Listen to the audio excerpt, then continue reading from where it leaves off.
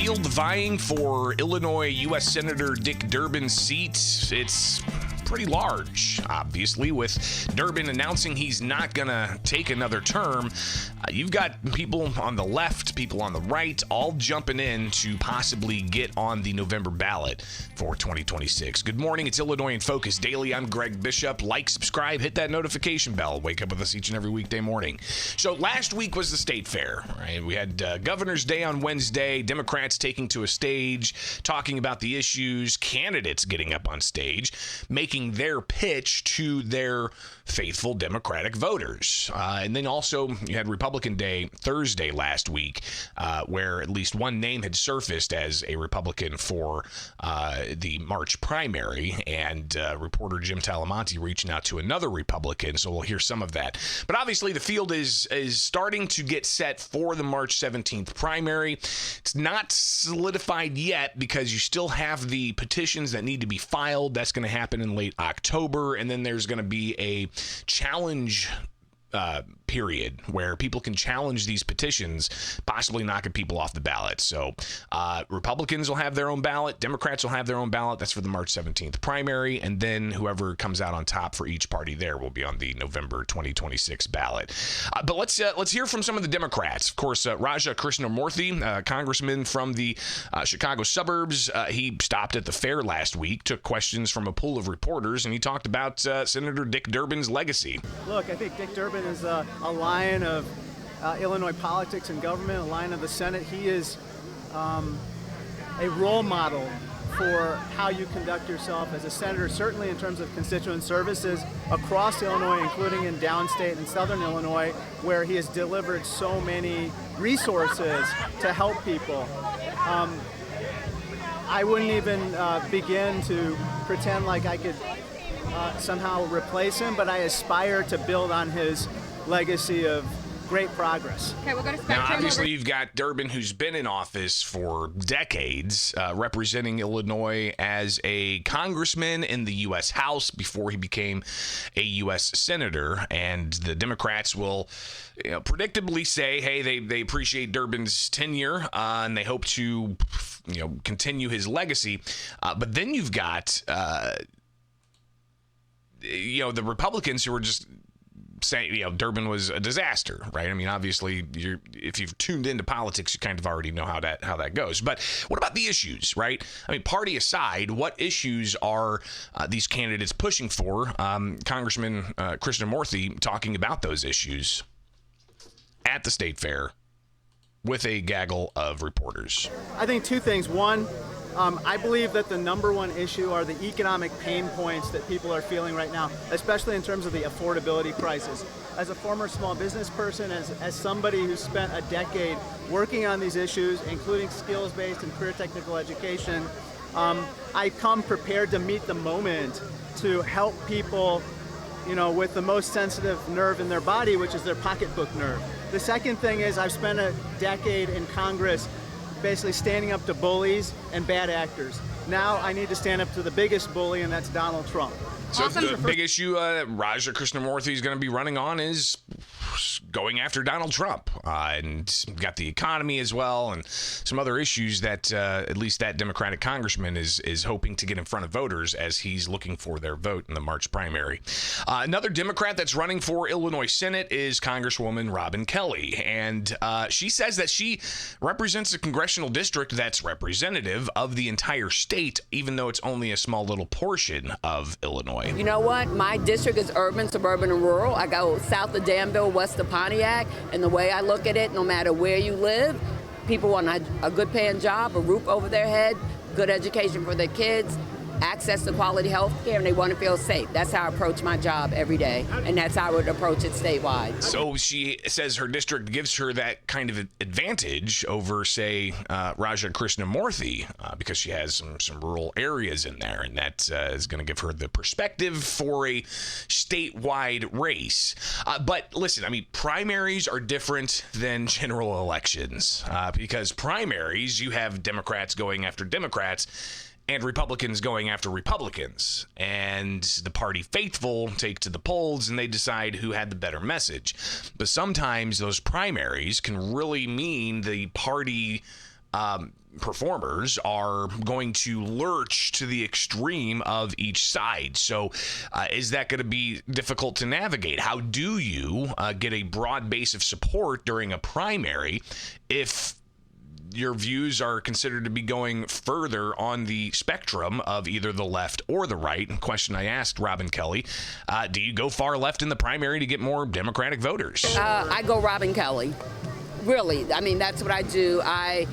I'm informed by speaking to a lot of different people. And of course, I represent the 2nd Congressional District now, so I try to represent my district as best as I could.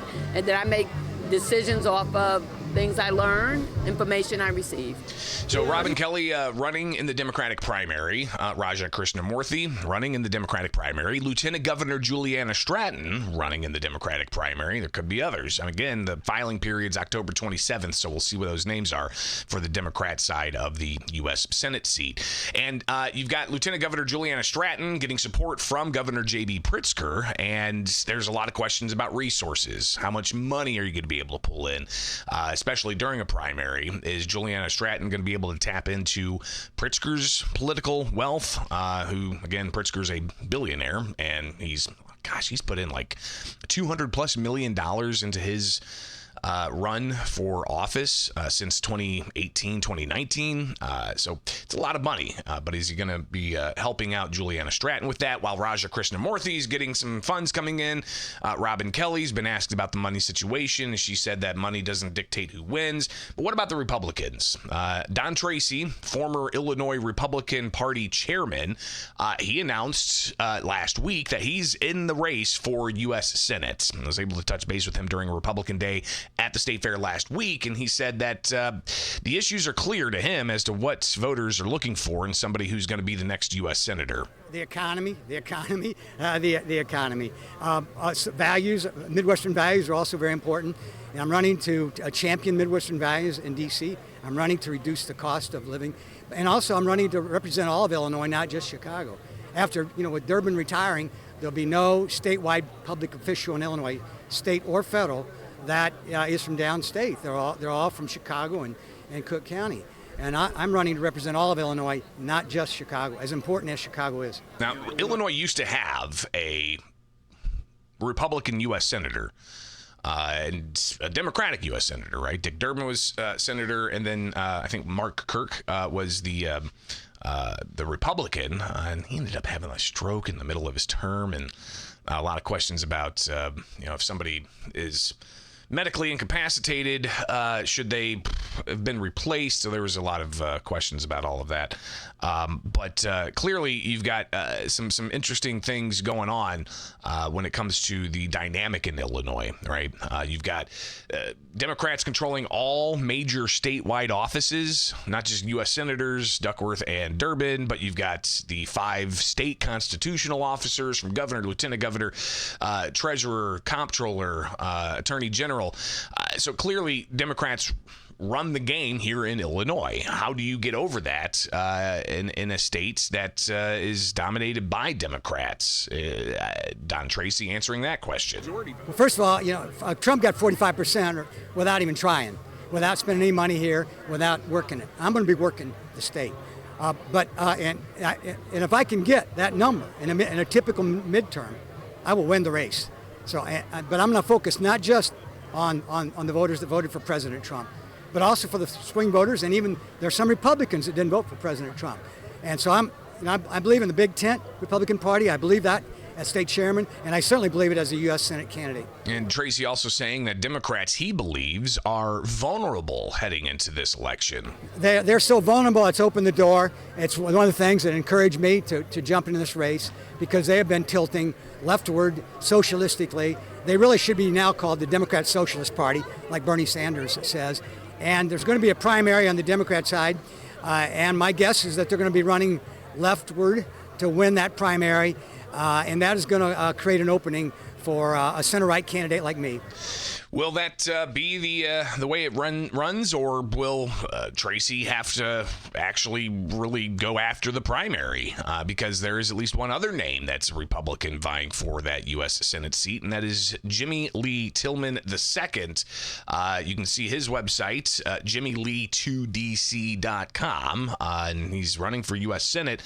My reporter colleague, Jim Talamonte, connected with Tillman, and Tillman talked a little bit about his perspective on this race. It's kind of hard for a child to get a basic foot on employment with this high minimum wage. Everybody agrees that a 15 and 14-year-old should be making $18, $19 an hour. So you've got the issue of economics, and in particular, he's talking about giving youth the ability to get jobs by having a lower minimum wage, because with the $15 minimum wage, some businesses look at a 16-year-old and they're like, I don't know if I can, hire that person. They don't have any experience. $15 an hour is, it's a chunk of change for a small business, considering all the other things they got to pay for every hour that they have that employee on, workers' comp and such. So the economy is something that Tillman's going to be looking at in this race, but he also took aim at Don Tracy. Well, right now, Deep State Don, never Trump or Tracy going to have a problem in Trump counties and districts. Will that be the case? We'll be watching this race. Obviously, we've still got a lot of time before the March 17th primary. And again, a lot of names out there. Nothing set in stone for that March primary. We'll be at the Illinois State Board of Elections the morning that they actually go and start putting in their petitions and seeing who's on that list. So keep it here with Illinois in Focus Daily. I'm Greg Bishop at thecentersquare.com, or you can get the newsletter and see the headlines each and every weekday morning, or hang out with us here with Illinois in Focus Daily with the Center Square on YouTube.